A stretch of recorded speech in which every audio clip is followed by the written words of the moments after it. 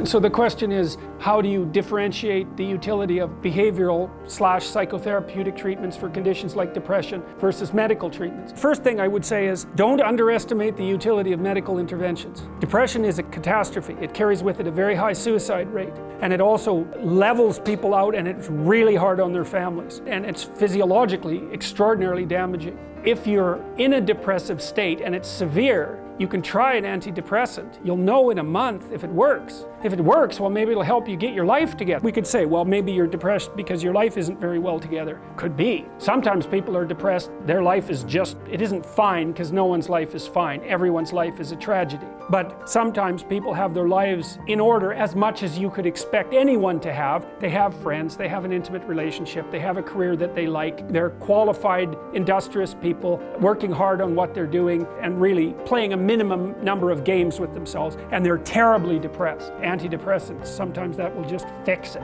And so hooray, you're biological entities. If there's something out there that can help you strengthen yourself so that you can prevail, great. You hear everyone takes antidepressants. No one takes those bloody things without serious consideration, because they're so guilty that they're relying on an external crutch to sort out their lives that they can't even tolerate it. So I say, well, look, what if you had diabetes? You're not going to take your insulin? You got stressed, you blew out at your weakest point. That's what happens when you get stressed. If there's something out there that might help you, try it, for God's sake. You'll know in a month, and you just stop if it doesn't work.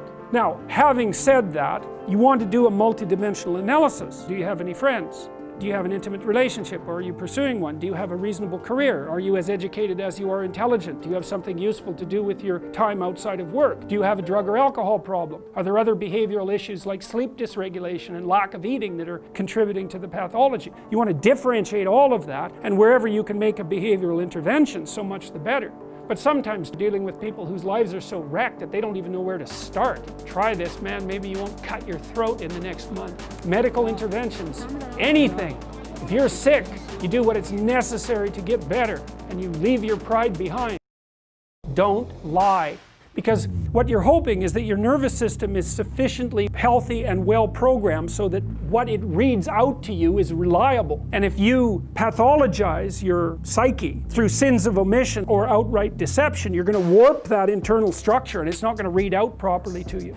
And then your sense of meaning will lead you astray. One of the reasons for speaking the truth, I shouldn't say that because you don't know how to speak the truth, but you do know how not to lie. It's a game you're playing with yourself. You can define the damn lies. No one else has to do that for you. You try not to utter falsehoods. That's why there's a moral element to this, is if you're going to rely on your sense of meaning, make sure that you don't pollute the mechanism. This is partly why people go to confession, which is, like I said, a psychotherapeutic technique. What stupid, miserable, wretched things did I do this week? Well, that's a good thing to make conscious, right? Because maybe you can not do them the next week. And you think, well, why would you bother? You're in a ship. It's sailing across the stormy seas. If you're hacking holes in it with a pickaxe, you should probably pay attention to that before you sink. It's a good idea to keep what you're doing that's stupid in mind so that you can stop doing it.